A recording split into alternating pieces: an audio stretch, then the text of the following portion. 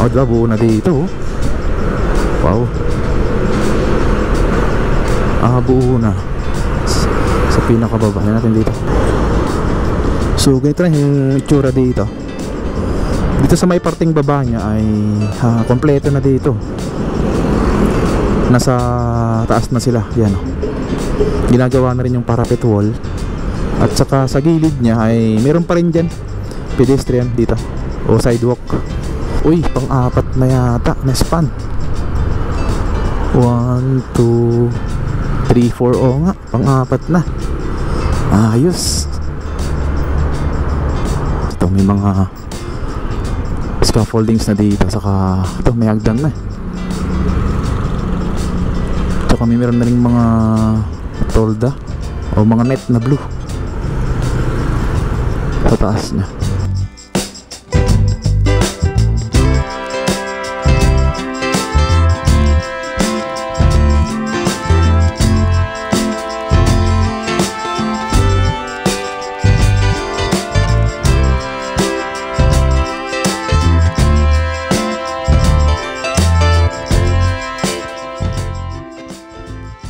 Good morning guys, nandito tayo ngayon sa may Araneta Avenue. At ngayong araw ay mag-update tayo dun sa may NALEX o Northern Axis Link Expressway. Tignan natin kung kumusta na yung ginagawa dun. Pero sa ngayon ay daan muna natin itong ginagawa dito na off-ramp dyan sa may Quezon Avenue. Merong ginagawang off-ramp dyan na kahalili dun sa naunang off-ramp. Yan, ito yung unang off-ramp bago mag Quezon Ave. Tignan nyo na, choke point na dito. Ganito palagi araw-araw, lalo na pag rush hour. Yan dito.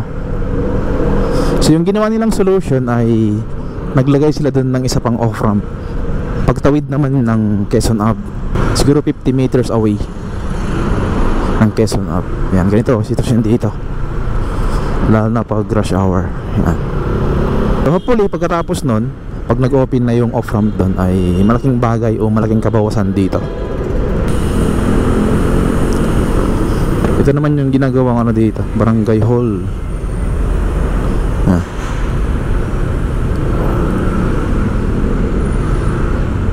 So sinaraduhan na to.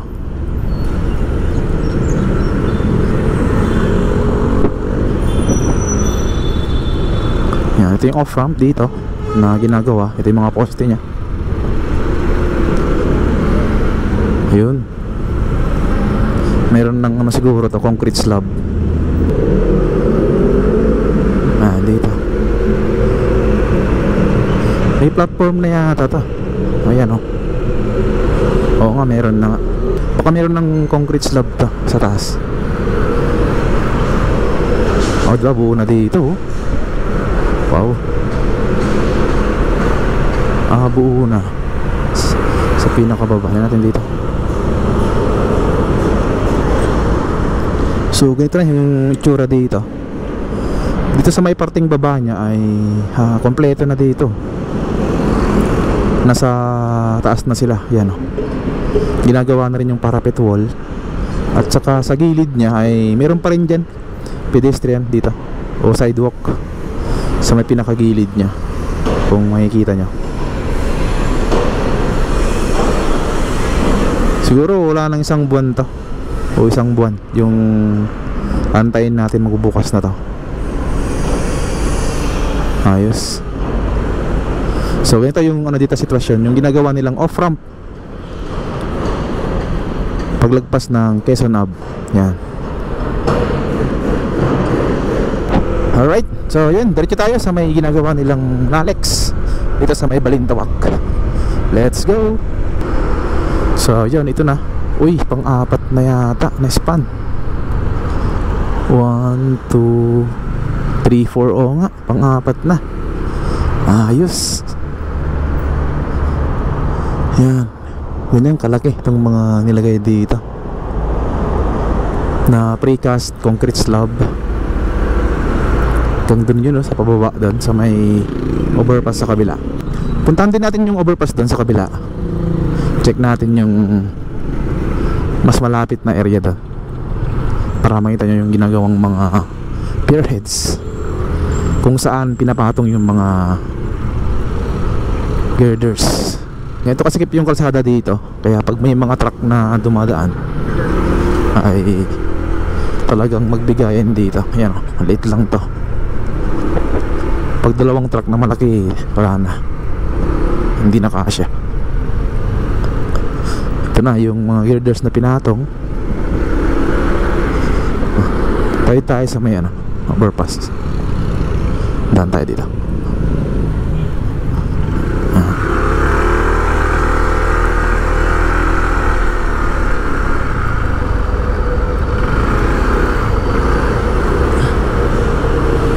So ito siya, itong ginagawang NALEX. Ito yung isa pang expressway na kukonekta sa New Manila International Airport, kasama yung SALEX saka MRT-7.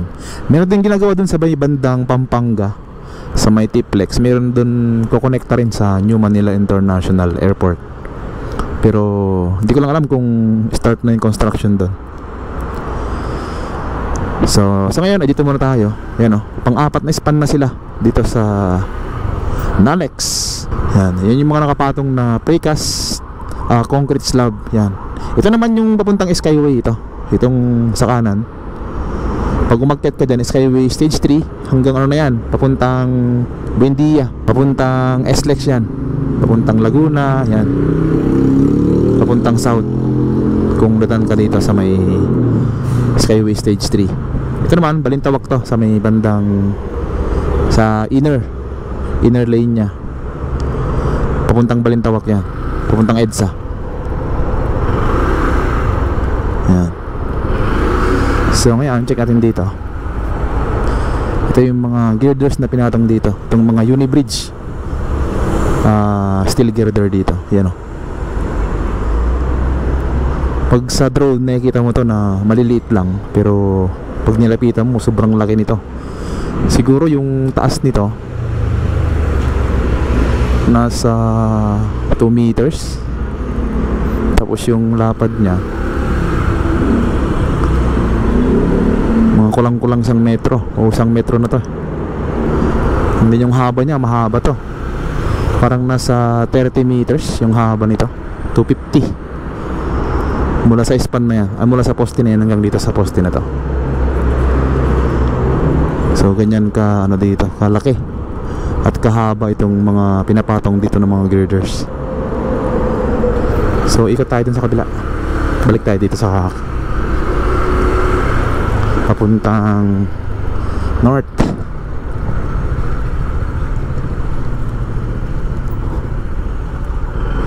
Kasi ito isang ikutan lang di ba?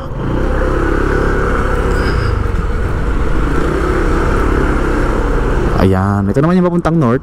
Yan, papuntang Isabela, yan, Baguio. Yan yung toll plaza nya. Tapos yung NALEX ay kakaliwa dyan sa may Tulyahan River, papuntang Valenzuela, papuntang airport na yan. So soon ay marami ng dito pagbabago sa Pilipinas. Antayin lang natin kasi talagang ganyan pag may ginagawang mga expressway, mga ganyan, kasi hindi naman isang bagsakan lang tapos agad yan. Medyo matagal-tagal yung antayin natin dito. Siguro mga 5 to 10 years ay may mga pagbabago na dito na malaki dito sa Metro Manila. So ito si Kuya pinupukpok tong kapatungan ng mga slab.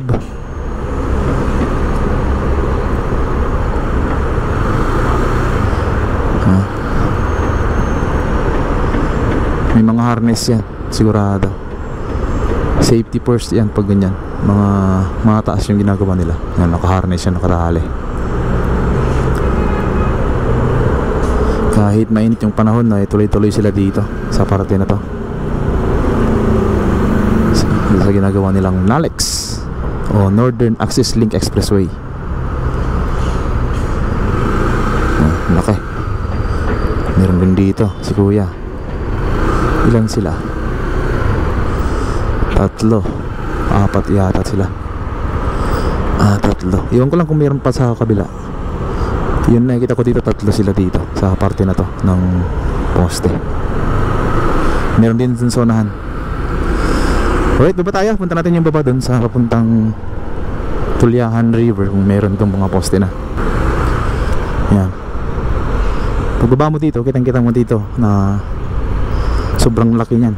At maganda yun pagkatapos, sigurado. Ayan, dati maraming ano dito, mga tindahan, mga nakaharang dito, pero inaayos nila. Medyo gumanda na rin dito. Pati yung kalsada dito, dati ano to, lubak-lubak dito. Ano yan ay gawa na, inaayos na. Pero dyan sa may baba dyan, sa may bakanting lote na yan, ay bako-bako pa rin dyan. Hindi pa rin naayos. Ito yung mga unang naayos dito. Ayan, ito na. Ang dati ganito, mas malala pa dyan sa may likod natin.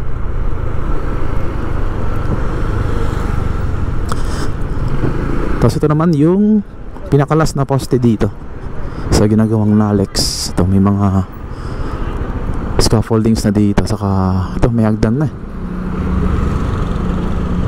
Tsaka may meron na rin mga tolda o mga net na blue sa taas nya. Check natin dyan sa may kaliwa, baka meron na.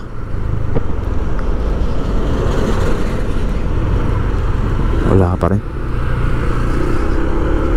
Wala pa rin dyan. So yun, wala pa rin dito.